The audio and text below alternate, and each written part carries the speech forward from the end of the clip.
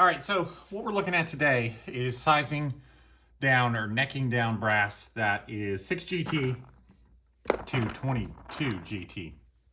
So this is a piece here of GAP brass that I already sized down, necked down to 22 GT, and fired in my gun.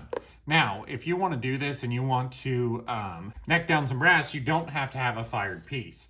Now, the way my chamber worked out, now I cut the chamber myself, but the way mine worked out is that with exactly 0 thousandths of bump on a GAP 6 GT piece of brass, I was getting about 2 thousandths of essentially bump or free space in the chamber, so rounds would easily chamber without any issues. So if I look at this piece of fired GT brass, 22 GT brass that is, we have 1, 3, 4, 2. And 1, 3, 4, 3, 2.5, whatever. Doesn't matter. Okay, so that's our fired piece that came out of my gun. So in order to neck this 6 GT brass down, all we need to do is lubricate this brass and get our headspace to match there. So as you can see there, we have about 3 thousandths of extra. So this piece here is actually going to have to get bumped maybe about 5 thousandths. Because again, this was fired in a 6 GT, totally different chamber. Who knows what the headspace was? It's a factory gun.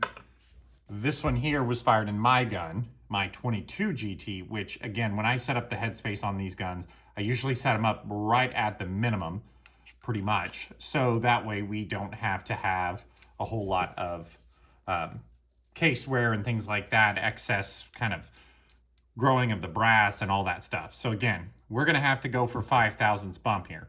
Now, the interesting thing is when this brass was new, this would have registered about 2 thousandths longer than this, right? So we're now measuring about 3 thousandths longer than this, so which makes sense.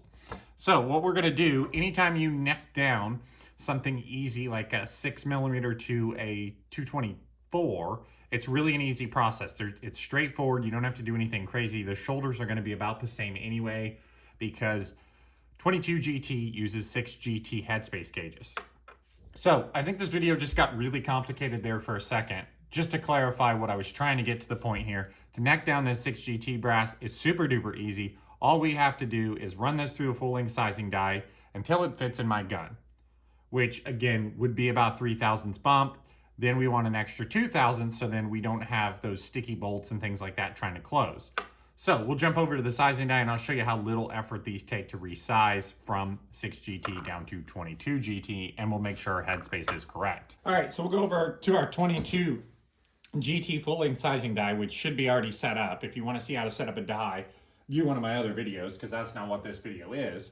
But we're going to use this piece as a reference, and we want this one, we want our indicator here or our caliper to end up being at -2 thousandths on our 6 GT brass. So we're going to use Imperial sizing die wax. This stuff works great. Awesome lubricant. This brass hasn't been cleaned or anything like that. Again, it was fired one time in my Seekins Havoc Hit 6 GT. And now we're going to go ahead and size this down to 22 GT. Again, not a whole lot of work being done there. Now we have our neck size down to 22 GT, and let's see, we didn't punch our primer all the way out. Oh, that die's loose. Okay, let me run that through one more time.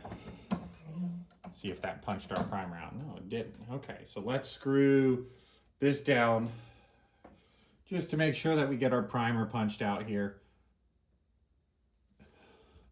I really don't want to do that 3 times, but no way else to. Okay, so we are looking at about 1 thousandths long, maybe 1.5. So this die needs to come down just a little bit.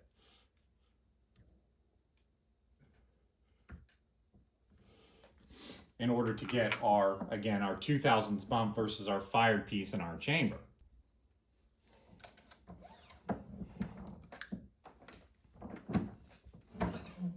And we should have a little bit of bump now, I would say. negative a half. All right. Now let's see if we can go for about negative 2. Again, we're actually pushing this shoulder back about 5 thousandths because this brass was fired in a different gun. So negative 1/2 still. All right, so I just went through and tested some of these in the gun, and they do all fit in the gun, and we only ended up with like 1/1000th a bump. Now, again, that's 1/1000th a bump versus our fired piece of brass that we fired in this chamber. It's actually about like, well, that one says 6. One might have a burr on the primer or something. Yeah, because it's more like a total of 4, 4.5. Again, because these were fired in a different gun. But again, when it comes down to it, resizing GT brass, 6 GT brass to 22 GT is a super easy process. Doesn't take a lot of force. It's not that hard.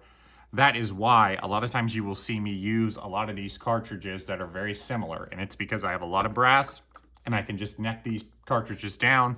For instance, I have a 6.5 Creedmoor and a 6 Creedmoor. Obviously, I have a 6 GT and a 22 GT. So again, don't be fearful sizing down some brass. It's a piece of cake and it saves you some money on buying brass.